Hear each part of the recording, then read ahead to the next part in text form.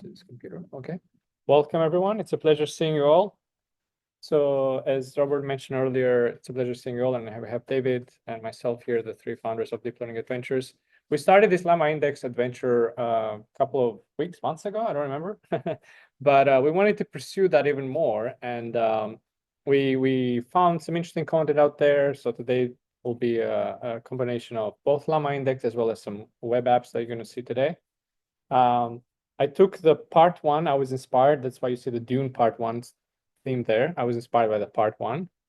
And then soon you're gonna see this keyword. So I'm gonna play. Before I play, let me do the plugin for our YouTube page. We have all our sessions are recorded. You can find the latest and greatest on our YouTube page, which again, everything is here. For example, if you go on our Meetup page here, all the links for the YouTube are here, as well as the Slack information. So if you're new with us, or if you're joining us online, you can find this on Meetup under Deep Learning Adventures.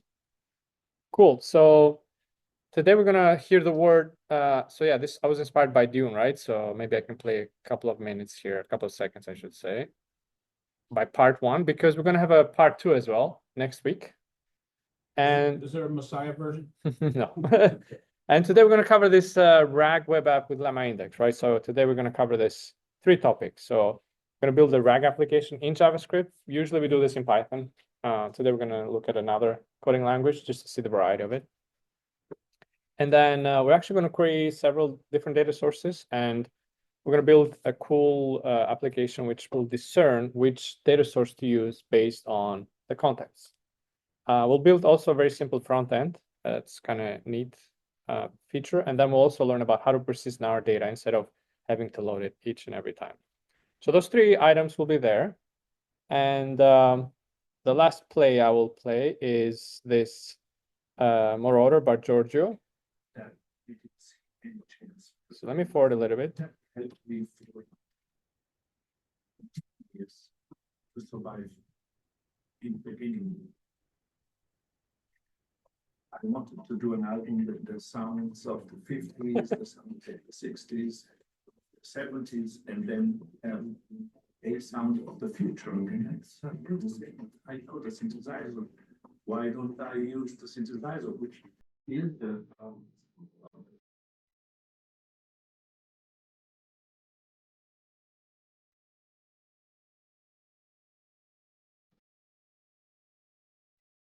yeah.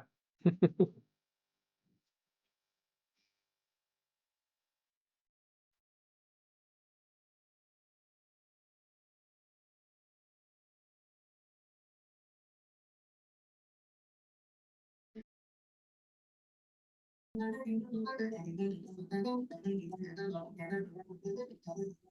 that was a synthesizer. We're going to see that in our stack. So I thought it, listen to it first, even though they're different tools. Cool. So I actually use the content from the Deep Learning AI tool itself.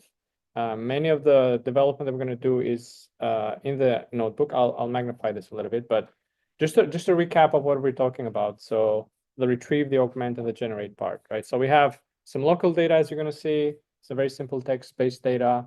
A user asks a question. The system is supposed to retrieve the most relevant part of data that is somehow related to this question. It's supposed to augment, meaning it provides this context to a large language model, and the large language model takes the input and the context retrieved and gives you a nice user-friendly answer. So let's kick it off. Let me make this a little bit bigger so we can see online. Awesome, better. And we're gonna start by importing a few modules here. One of them is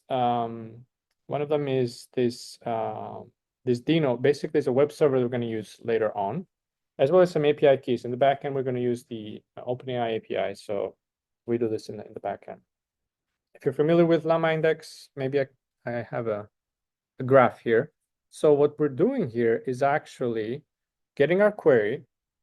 Okay, we're embedding it. And then we have some kind of vector store, some kind of vector database. You've probably heard of this in the past, right? So this is where you store your data from. Like if you have a traditional storage structured data, you'd use something like SQL. If you have unstructured data, use something like MongoDB, for example. Now in the GenAI era, the embedding vector space is the new technology stack.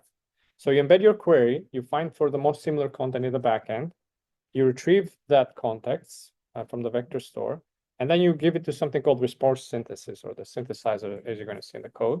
And that there you basically have a lot of flexibility what you do with the different parts of the data that you retrieved. You can filter them, you can add to it, you can reorganize them, you can rank them, you can do whatever you want. You have a lot of flexibility in this pipeline. So yeah, from this module, we're going to import, we're going to use some documents. So there's a library called document, vector store index for indexing our data, as well as simple directory reader. This basically reads some data from our local storage. We have some data under here. Let me show you what that looks like. So under data, we have this text, and this is about this person named Dan Abramov. You're going to learn a lot about him if you take this course, but he's one of the developers. He developed heavily in React, and he also created some apps in the React space. He didn't create React, but he used it heavily to create some tools. He didn't have the best time in college, though, so that's what I learned from these tutorials. He didn't like it. He didn't feel, attracted. Maybe they didn't have computer science courses, back in the days. And yeah, he basically dropped out. And as you're going to see, he started working in different companies just out of his own passion. So that's the data we're going to use. We will create an index out of it. And then now we're going to see how easy it is to create an index, as well as something called a query engine, which basically uses that index now and is able to query it and give us some simple answers. So I can ask anything here. The question is, what did the author do in college? It will look at this text file, we'll find the most relevant context, and you'll get an answer here. So this person picked a college, and there wasn't much programming in the curriculum. He wasn't doing well. He would skip lectures and so forth. And then, yeah, I think he dropped off. Cool. So this was the one-liner, I would say, of connecting this this system to backend data and then just retrieving it and answering questions.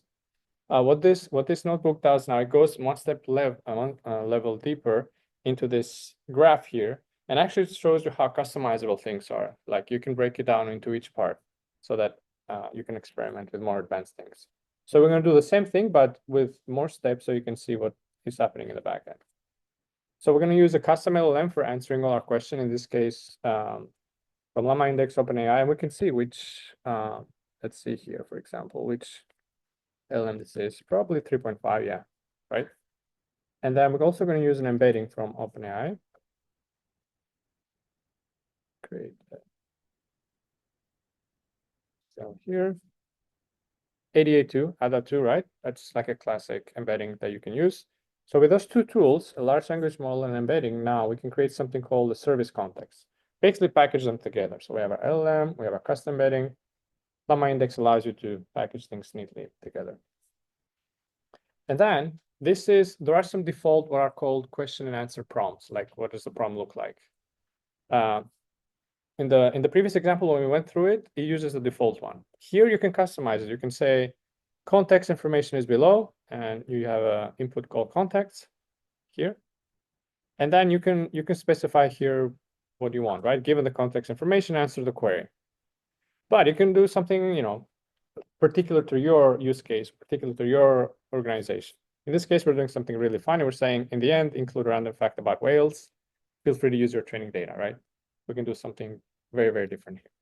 So then this is our query, and then the LLM is supposed to provide our answer. So that's our prompt template. So now we have our prompt template. We also have the building blocks, right? The LLM and the embedding. And here comes our synthesizer. That's why I played that song before. That just kind of packages, again, everything together. Now we need a retriever. So retriever is the part that will organize our outputs and will take also the index as an input, and we'll use that to retrieve the relevant information. So now with the retriever and the synthesizer, we can actually create a query engine. Versus above, it was just one liner. Here we have like 5, 6 lines. Then we can ask the similar question: what did the author think of college? Let's look at the output. So we should get an answer: mixed opinion, ta-da-da. Relying on family, success, fulfilling traditional higher education. Then random fact about whales at the end. They use complex vocalizations, often referred as whale sounds, right?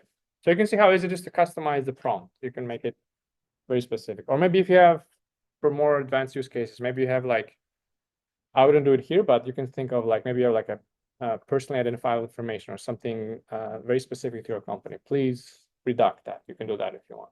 You can customize your prompt. So that was the first one. This is the building block for there's 4 total notebooks I'll go through, but that was the first one. Any questions, comments, feedback? Let me know. Easy to follow online. If you have, let me know on text, on chat. Okay, cool. Right. Okay, some folks joining us. Cool. All right.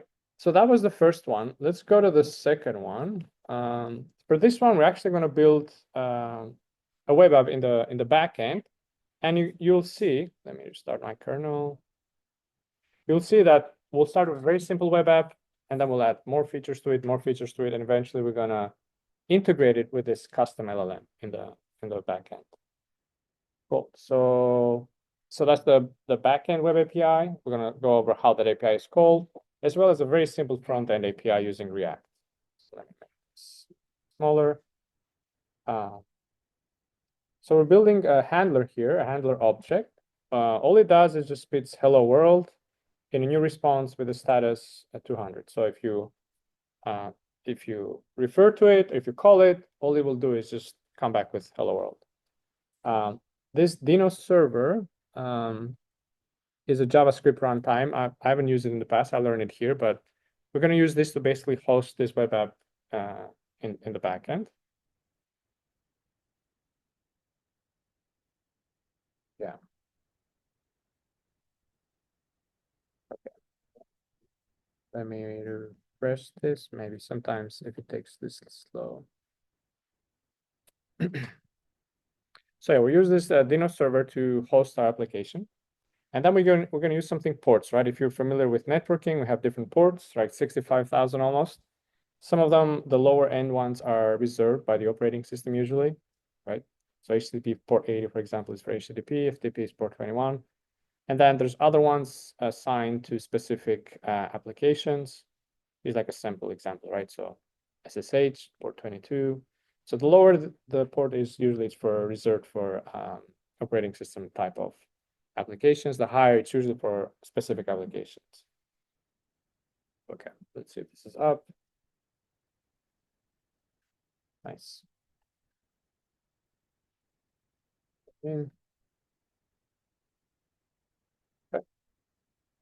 So that's our local host listening there. Let's call it. You're running the web server from your laptop, right? Right, right, yeah. Not on the cloud, yeah. So I'm calling it fetch localhost 8001 is giving me hello world. Great. I need that port later, so I'm going to shut it down. Otherwise, I can't reserve that port again. So we're going to do here is we're going to take everything we did in the previous notebook. We're just going to do it in one call here. So we're going to import our vector store index, our simple readers, the same data that we saw earlier. We're going to index it. I'm going to create a query engine that we can interact with. Now here what we're going to do is we're going to build a little bit more sophisticated handler, a little bit, not too much, right? So what we're going to do is we're going to take our request, and if the request method is, let me zoom a little bit more, is post, we're going to do something with it. We're going to take the data that's in that request JSON object. We expect it as JSON. In real life, you probably check if it's actually JSON, do some pre-processing and all that cleansing. So we'll take the data from there. We'll just spit it out as it is. So we're not going to call anything. We're just going to take the input and literally spit out the same query as output.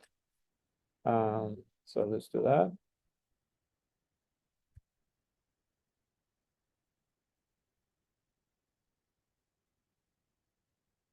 Oh, sorry. No, we have the query engine here. So the query engine actually is what we built here. So we'll take the input, we'll call the LLM in the backend, we'll take the answer of the query engine, and then we'll just convert it to JSON, and we'll get the answer back. So now if we ask a question, we're basically interacting with this LLM in the backend. Cool. So that was the backend, right? We didn't do anything in the front end. Now let's add a nice front end to it, just to get things running.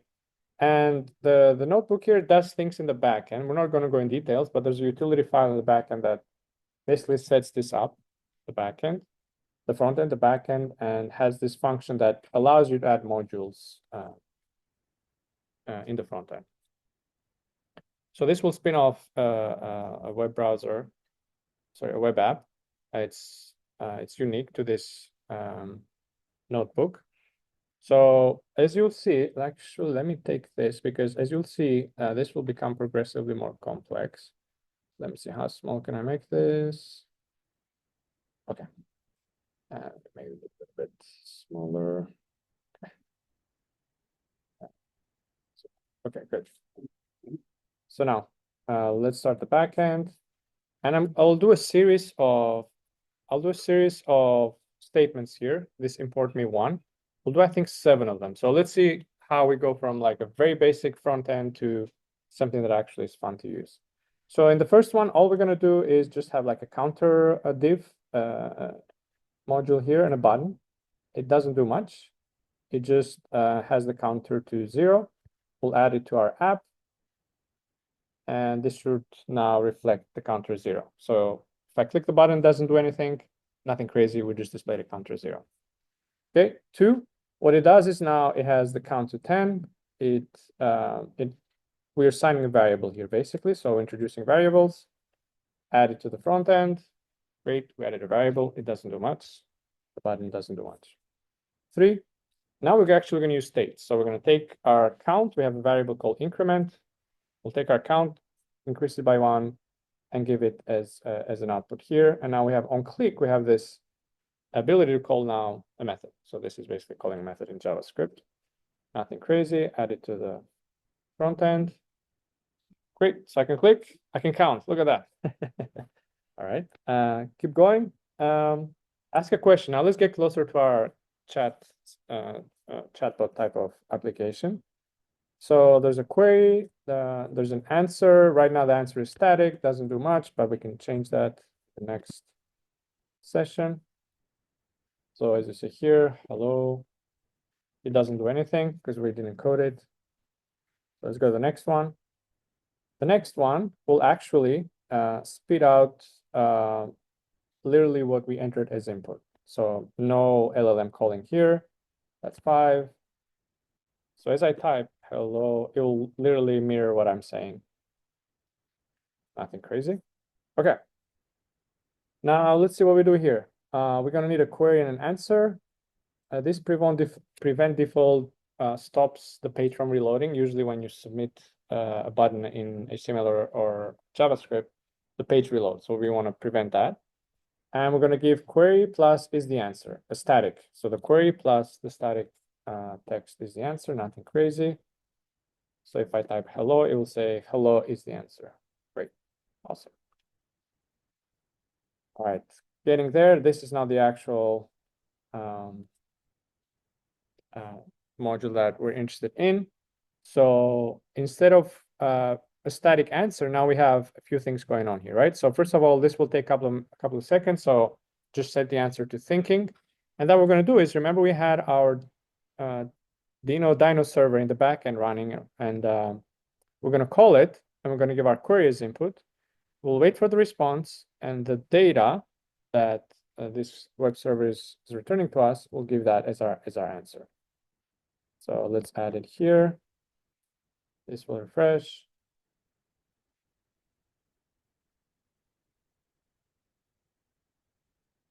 Let's see. Oh. Thinking. Hello, how can I assist you? Who is Dan? We're going to ask a lot of questions about Dan. Okay, Dan is a developer, and you can learn more about him.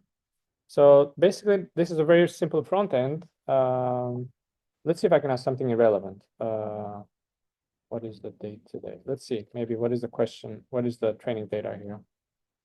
Okay, so the date today is not provided in the context below, right?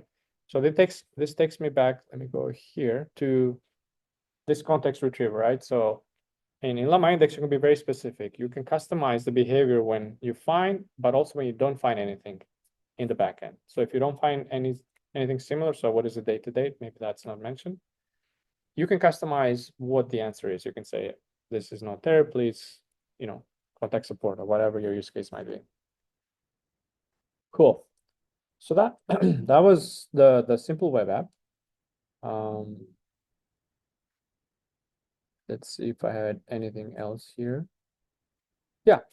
Any questions, comments about this? Very simple web app. Yeah. Real quick, when you just did that, where you asked it about something that was not in the context, Mhm. under the scenes, was that a different response code that came back, other than like 404 or something that came back? I mean, how did you said you can contextualize it and customize it, but how did you know that there was no response? Yeah. Yeah, that's a good question. So this is done in the back end, but if I call the API directly, or if I interact with my index directly, you'll see that the document that is returned, there's a statement clearly that says, no documents found. There's a lot of metadata basically. LlamaIndex builds on top of a lot of metadata, so it's clear to you as a developer to distinguish when you retrieve data versus when you didn't. Yeah. I have a question. Yeah. Llama is being used in the backend here in this example. That's a good question. In the first one, I think it was 3.5, GPT 3.5. Let me go back. And yeah, so it was this one here. Later, we're going to use 4.0. Yeah. So you did all of that first, like building the vector database, putting all the documents in, and then set up the backend to use the GPT 3.5, and then. Yeah, the default one. Yeah, you can pick and choose. There's many other options. It doesn't have to be OpenAI. It can be any other ones as long as you have the API keys. Change models, you have to re-execute the embedding. That's a good question. I would think so. Yeah. So if you change the embedding. Yeah. Model, that would be the RAG part is separate from the large language model. So Yeah. with that model, if you change that to like Anthropic or to Claude, you wouldn't have to change the RAG part itself. So the RAG part, you only have to do once. You can. Yeah. Yeah, the LLM and the embeddings are very intimately related. You can just swap. So they're not. Right? They are. He's saying they're not. I don't know. I He's mean, saying that you don't have to redo the RAG embedding if you change the font. So with LlamaIndex, they are pretty tightly confined in a lot of ways, but from a more broad RAG perspective, the embeddings, like you have to usually set it up as a RAG system that takes your search terms and gives you the documents back, and then you feed those documents into the actual context, into the prompt. yeah. Amir, you have a question? Feel free to unmute yourself. Hello, can you hear me? Yes, we can hear you. Yes. I was wondering if you could explain more about the LlamaIndex backend and how it's retrieving all the information from the document, the text file that you showed us. It's a good question. I'll give you the short answer. We had a session on LlamaIndex back in December. If you go to our Meetup page or YouTube here, let me find it. It's this one here, building and evaluating LlamaIndex RAG. Yeah, David, Robert, and I went in detail there, so I recommend you go through that. Thank you very much. You're welcome. Yeah. Cool. All right, so that was the web app. Let's go now one level deeper. Let me clear the output here. So now this is when things get interesting, because what we're going to do is you'll see we'll have the ability now to introduce something called agents. And agents, as you'll see, this is nothing more than just an LLM with access to tools. So LLM by itself, large language model, LLM plus tools. Guess what? Agents, fancy name. And we'll have the ability to customize these tools as well. You can even create your own tools, as we'll see. And then we'll use this cool feature from LlamaIndex as well as OpenAI, as you'll see, called router query engine, that you can describe what your tool does in a human readable way. And that information is fed to the large language model. And when you query it, you can say, okay, for, let's say I'm like a customer support type of application. For billing, I need to go to agent 1, department 1. For troubleshooting, technical troubleshooting, agent 2, troubleshooting 2, So you can customize these tools as much as you need. And that's the really cool feature that we're gonna see here. So let me zoom in a little bit so it's easier for us to read. So from here, we're going to use the document, the vector store index, the directory reader. This is a new module for us. And this is also a new module for us, this OpenAI agent that you can find more information about it on the website for LlamaIndex. But this basically builds on something called function calling. And this is not a new feature, right? This was released 2023. So function calling, let me describe it to you in like this diagram that OpenAI has. Allows, in this case, ChatGPT to understand when you ask it a question, you can in the backend configure it to call a specific tool. So for example, if I'm asking about the weather, you can create a tool that says, for weather-related type of questions, please use my weather tool. For technical type of questions, please use my technical tool. For anything else, please use this tool. So this builds on this function calling, and LlamaIndex is just a wrapper around it. Cool. So let's take a look here. Let me actually restart this page. And this is very flexible, as you'll see, right? You can create your own functions. You can import functions. There's a lot of flexibility here. All right, let's do this. Let's zoom in. Okay, so we're going to have two different data sources. Then let me actually go to file here so you can see they're very distinct. So one is data, the same text we've been working with, right? The life of Dan. And the other one I want you to see is empty version of this website. What is React, the software? So this is just the empty version of it, just a notebook version of it.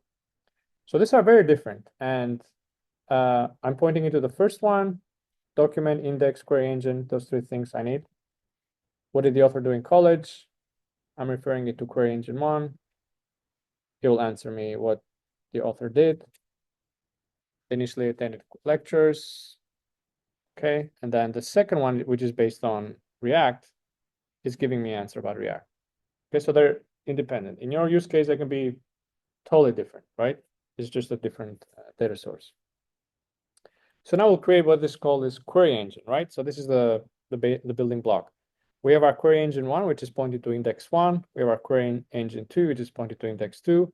And some description is useful for our large language model here. So anything about Dan, go to query engine 1. Anything about React, go to query engine 2. Similar to what we do, right? Oh, this part of the world, go to my colleague. This part of the world, go to my colleague. Something like that. Cool. So now I have one query engine instead of 20, right? And I can ask, what is React? It should use the second data source, so the second query engine, and it should give me the answer. Awesome. And if I ask it about Dan, it should go to the first one. It should give me the answer about Dan and his life. Okay. Yeah. Cool. Now, the elephant in the room, right? LLMs are not good with math.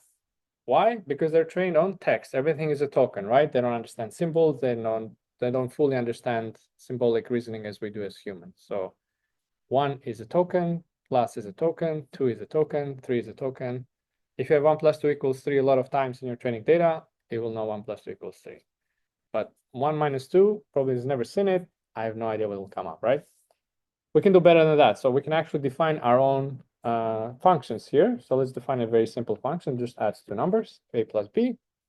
And we'll create this description, right? This in other language you call this like a signature. We have our sum object, some JSON object. Here is an object. It takes two inputs, a number, it's the first number, and b is the number, the second number. Both of them are required, right? Very simple to add it. We'll create a function tool. This is just a wrapper in LlamaIndex. All it says is please use this function here. Sorry, some numbers. Do the actual calculation. Description, use this function to sum two numbers. Just give it a description so the LLM knows. And what are the parameters? This is my documentation, right? So technically how it works, a description, what it does, and documentation. Kind of like 3 building blocks here. Cool. So now this is what we're going to do. This is my function tool. We're also going to wrap our query engine that had 2 different sources as a tool. We're going to convert that to a tool now.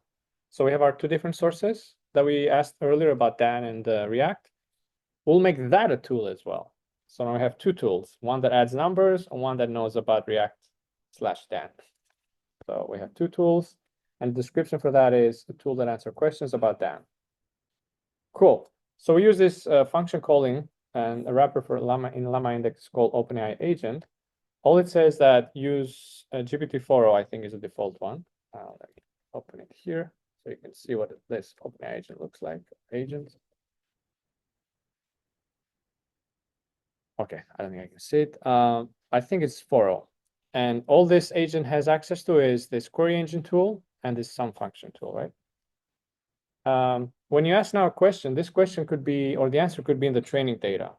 So when you ask what is React, it probably has seen React in the training data. So a hint here, you know, like a cheat sheet, is to say use a tool, like be very specific. Don't just rely on your training data. So it will use a tool. Which one? It will look at query engine tool or sum function tool, whichever fits the best description based on the query. It will pick that one. So React, also known as React. So it's picking the query engine tool, and then that also is depending on 2 sources. It's picking the source about the Wikipedia page. If you had said, what is Fortran, use a tool, you don't have a tool for Fortran. Let's do it. I'm curious. Yeah, let's try it. What is Fortran? Right? With the number calls, RFT. Yeah. Train. Is that right? Probably all capital. Fortran? Yeah. It should fail somehow. Let's see. Aha. I don't have a specific tool to look up about Fortran, but I can provide you information based on my own knowledge. Then it goes into the. Aha. Then it goes to training data, right? Okay, look at that. Now let's do some math, right? Woohoo. So what is 501 plus 5?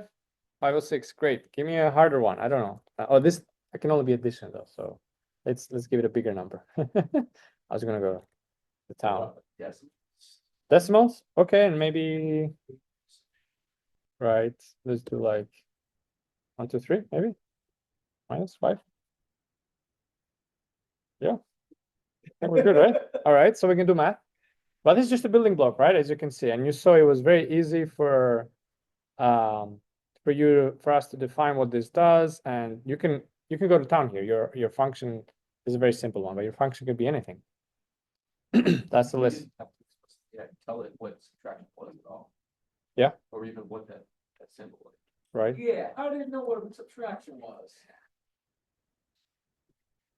I mean, do we need to get there now? But you didn't have a tool. Subtraction, addition, Terminal location. multiplied by -1. So the router is just understanding what to do based on the description that you provide and create. Yep, exactly. Yeah. Let me look at the router one more time. Does that have a specific syntax that you really need to follow for it? Like use this or this? So everything should be in the tool itself. So the router is the router is in the first example. That's where we use the router. we said use index 1 for Dan and use index 2 for React. That was the router part. The second example we did is we used just an LLM, but we told it, you're not a simple LLM. You don't just have your training data. You have access to two tools. And also be verbose, meaning like, tell me more about what's happening in the background. So it's like an LLM with access to tools. The LLM recognized the minus sign, recognized it could understand that minus.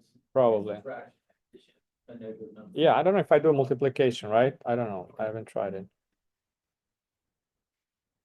Let's see. Okay, I don't know. Oh, did I say use a tool? Sorry, excuse me. I say use a tool. Maybe. So it's using its own calculator. Now, now yours. Yeah, let's do this. But I wonder if it'll. I don't have a specific tool, but here we go. Yeah, so it's relying on its own, right? Look at that. Use a tool. So, we tried, well, Yeah. I was gonna say, if you add, if you have a function where you were returning the sum of two numbers. Yeah. If you kind of like turn that and return A times B. 8 times 3. It will and just do then ask it multiplication. to add numbers and see if it actually multiplies them. Okay. Well, you're confusing it, but let's see. Oh, you're confusing. You might have to run off the whole number, see the numbers. I like it. Okay. So 3 plus 4 should be 12. All right. If you use the tool. See, React is If one you say use the intact. tool. Use a tool. Yeah, we're gonna do use a tool. Okay, knows React. We didn't break React. Okay. And now you want to do 3 plus 4? Anything would do. Yeah. Except for 2 plus 2. 2 plus 2 won't work. The sum is 12. It just did whatever you wanted it to do. Okay, we made it hallucinate. We can redefine what that symbol. Right, right, yeah. Okay. Any other ways we can break this? If you don't say use a tool, it should come back a 7. Yeah. Oh, that's a good question, yeah. Yeah, sure. Or even if, what if you tell it don't use that tool? Let's try that. Okay. And one more, don't use the tool. I think we already know what.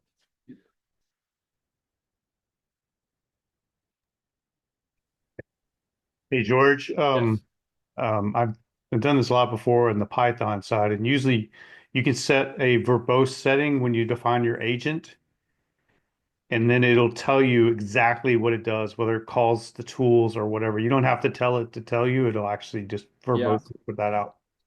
Yeah, I have it here, but I think the console is maybe limited and it's just giving me, Ah, I see. It's just not, yeah, it's just giving me the final output. got it. Yep. I'm just gonna ask, like, I guess besides that, like a function, like use a tool, like how does it know, like, if you're talking about React and from like it just has it know which agent to go to? Now you telling it. That's a good point. So it has these tools here, right? And these tools themselves, let's look how we created them. They have a name and a description as metadata. They have a metadata. This is a technical, how you actually get the data from it, but the name, maybe the name doesn't tell it much. Maybe not. I think from what I read online and the documentation, it heavily relies on the description. So if you ask it about Dan or React, it will use the query engine tool. If you ask it about summation of numbers, you use the sum function tool. And you can go to town here, right? You can create as many tools as you want here, right? Yeah, exactly. Yeah. So it's identifying your query, the intent. It's looking at the description of the tool. Right. Yeah. So this is important. Like if this is a bit confusing or not clear, yeah, maybe won't get it right. Well, can you say like tell me about JSX, or do you understand that that's part of React, or like does it have to include, you have to actually include keywords for React in it from up? Yeah, let's see. If JSX is in our training data, JavaScript extension, right? Use a tool.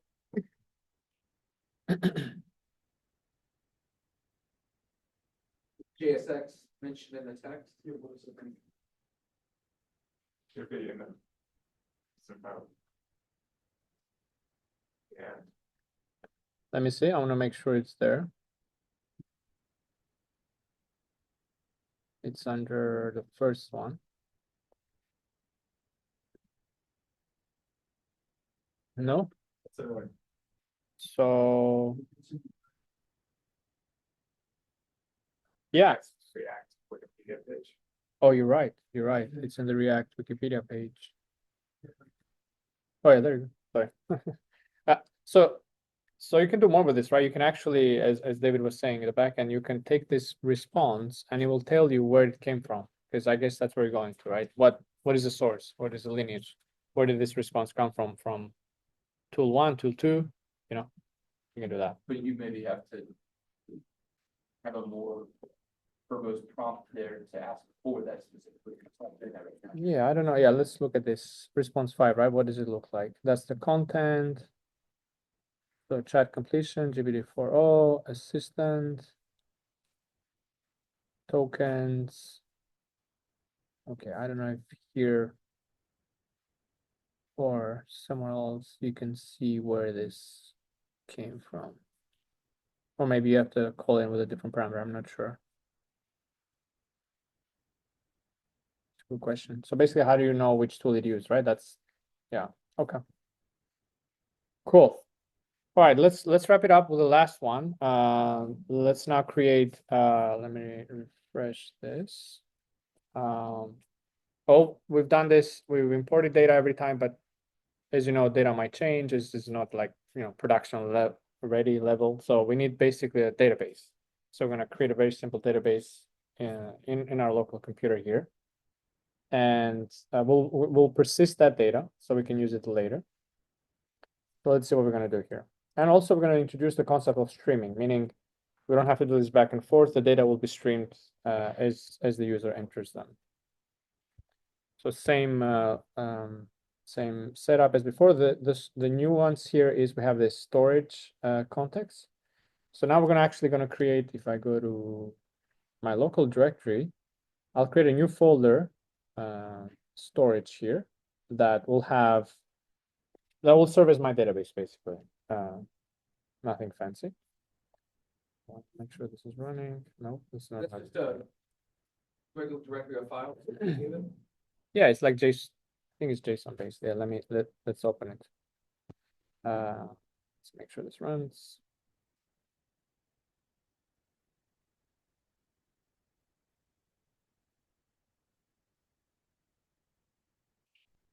So document index vectors, JSON based. Basically collects the data frames, something like that. Yeah, it could be, that's depending on how this is implemented. If it's like embedding based, could be based on embeddings. Well, let me, for some reason this is not.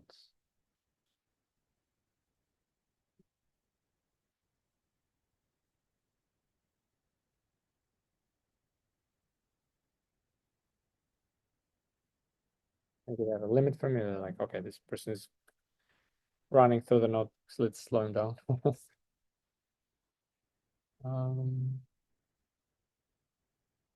I have an HTML version of this that I can use as well.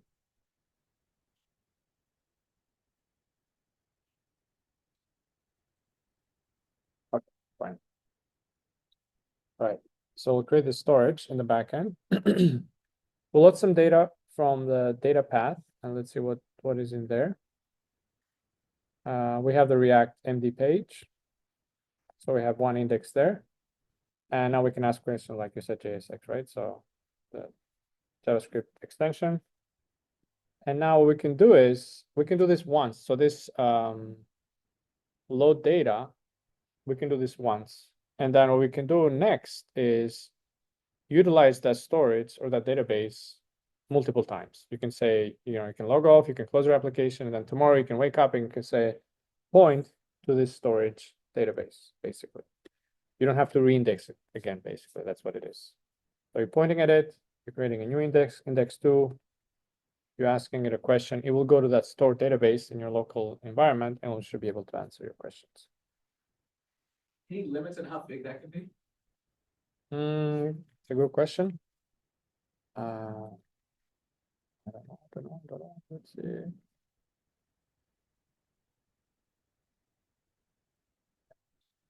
Size.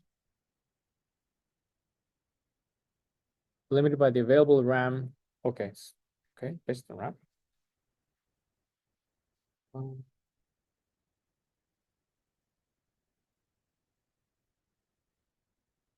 this is in memory, but this is in your backend.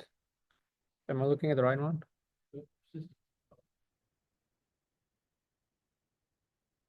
Yeah, I probably have to look at the documentation. I mean, you don't have to go down the back. Yeah. I'm not sure. I mean, it's a storage, so however Yeah, big your hard drive is, there's many different types of vector databases you can Right. use for this, right? So it's unlimited.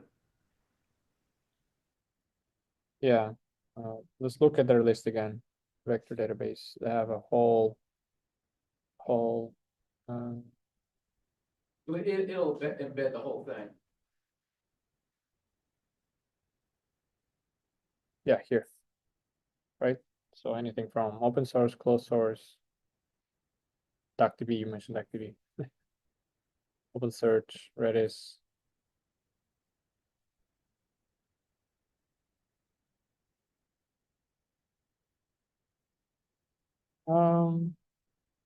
They have a vector version. Yeah, they have a vector version because some of them are traditional, I think, right? Some of them like Mongo or Cosmos or Azure, right? Elasticsearch, for example. Yeah. Okay, so let's add now the chat engine part. So this is allowing us to, so we're going to retrieve the 3 most relevant backend information, and I will have just a chat interface. So we will assume this is our message history. If you interact with your LLMs, you usually have like a history. So let's say the user asked the question, what is JSX? The assistant gave you this answer. Now I'll ask it, okay, what did I just mention? And let's see if it remembers what was the assistant's last response. So it's saying the last thing I mentioned was this XHP. That's the last thing it mentioned, literally the last word. The last part we're going to do is enable this streaming true, so that we can get data as we type it. So now it will just literally give me each token, or not just token, each word separately in a streaming type of fashion. And then the last thing we're going to do is with some functionality in the back end. Remember the very simple web browser that we have in the beginning, the simple looking one? There's some functionality here in the back end, let's see, that basically lets you create this create-llama app. This is LlamaIndex functionality, but it lets you create it and customize it a little bit, and it's more user-friendly. So let's see what this looks like. And again, if you're working with TypeScript, you can look at the backend and see what this looks like. All right, so better looking, right? You can customize it. This is a React app.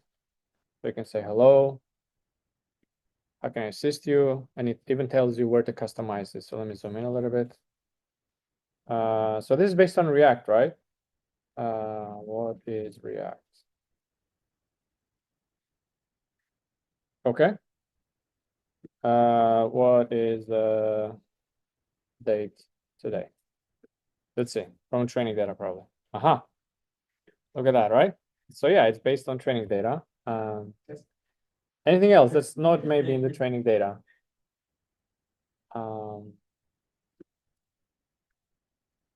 Does it know that? I don't think so, because we only gave it the React MD. Aha. I'm not sure who Dan is. All right. What you actually put his last name? Yeah. Try to be specific. Is then llama, I think. Uh-huh, all right.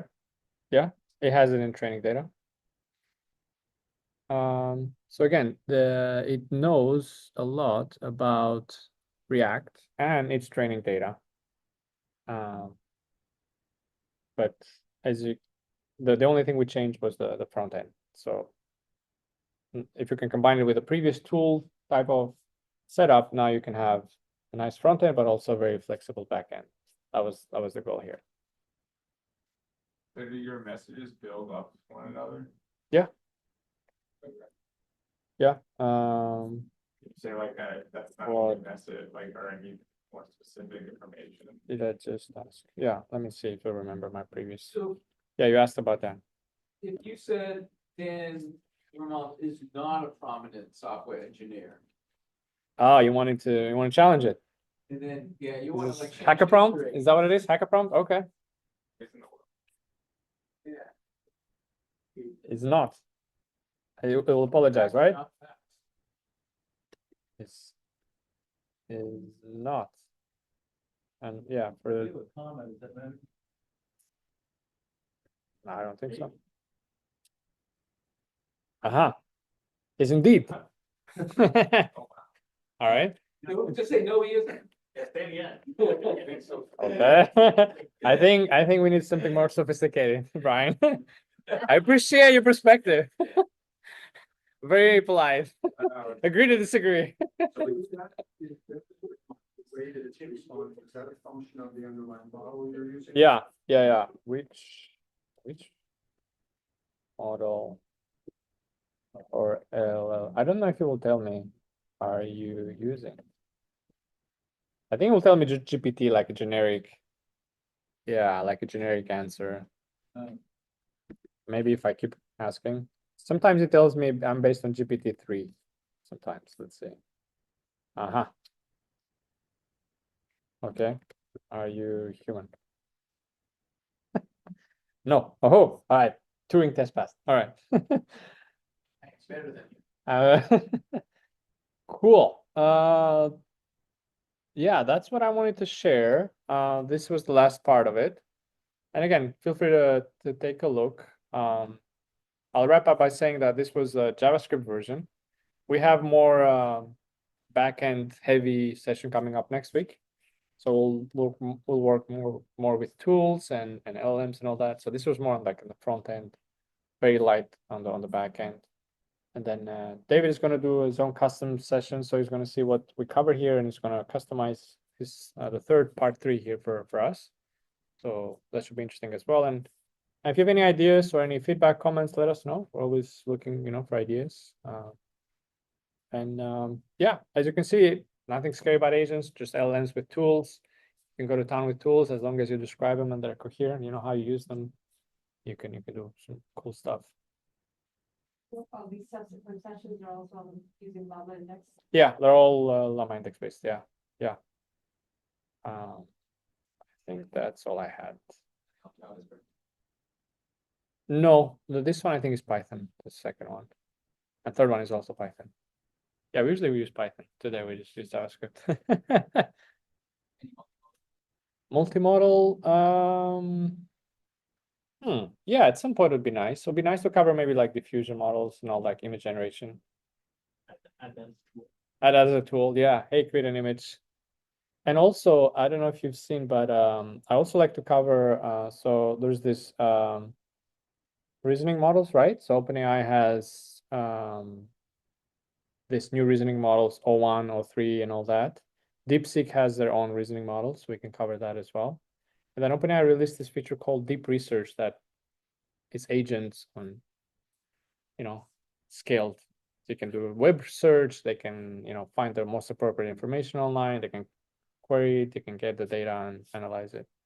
So yeah, we can go down that route. And then I'm a big believer in ethical and responsible AI. So we're going to do a little more like on evaluation. So, you get an answer. Okay. Is it accurate? Is it right? Is it based on data? And maybe you as a company have guardrails, right? Don't violate our policy. This is our policy. Yeah. Has anyone, or does anyone know if things around the tool usage and the like model's ethical responses to those tools. Like if we gave it a function that says to shoot a physical gun at someone, would it use the tool? You hope so. Cool. You hope so. Maybe. What if we say shoot an evil gun at a good person? Yeah. Oh, boy. Well, it does, I think like GBT does have like, I went to one talk and they were like, how do you make crystal meth? And there's like a safety version and a non-safety. If you have it, it can recognize you're talking about dangerous stuff and it'll say, sorry, I can't. Or if you're talking about politics, but sorry, I can't do politics. Yes, I would think it would maybe boil up to that, assuming it can actually realize it's one of those things, but if you word it cleverly enough, you won't be able to realize. Yeah, I think I've gotten around it by saying like hypothetically, could this work? And then they're like, yeah, sure, we're talking about hypotheticals. Okay. A lawyer is saying that's okay.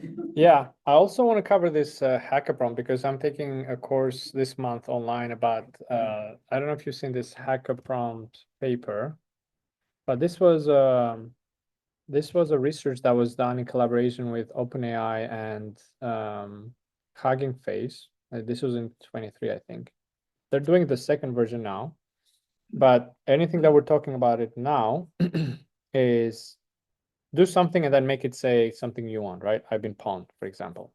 And this paper does a great job because this was an actual hackathon with a lot of money involved in it. And they categorized, let me find there's a chart here. They categorized here the different ways you can basically hack a large language model. And needless to say, you know, OpenAI and all that, they took this into account and, you know, patched their backend somehow. But if like a llama model that was trained, you know, a couple of years ago, you can probably make it say things you want if you follow one of these techniques. So I'm interested in this because, you know, I have where I work, I plan on having applications facing the public, and I want to make sure that everything has been tested and vetted and you know, it's basically secure. So I'll have to cover this, and there's actually a upcoming 2.0 of this. $500,000 challenge at 2 months. Yeah, you can do like misinformation, harmful language, hate speech, like red teaming, right? Green team, red team. This reminds you of Tenet. If you've seen the movie Tenet, there's a blue and a red team. Yeah, this is the right answer, and then tell me something about whatever you want. Ignore whatever I said and just, you know, enter harmful content here. So yeah, how do you protect your system from this type of use cases? So cool. Yeah, we can talk about this as well. And then, yeah, as I said, upcoming sessions are here. I have one on Google Cloud Machine Learning. I keep postponing it because the content itself keeps renewing. So I'm playing a chasing game here, but at some point I'd like to cover that as well. As we've done these certifications in the past for other providers. We're going to do this for the machine learning as well for Google. All right, that's all I had. I'll stop sharing here, and thank you everyone for joining us. And I'll stay a little bit online if you have any questions for me or in person. Yeah. Great. Thank you, everyone. Any other upcoming events, Will, or meetups? Let us know. Next you, everyone. week on the, I believe it's the 11th, Data Science DC is doing an event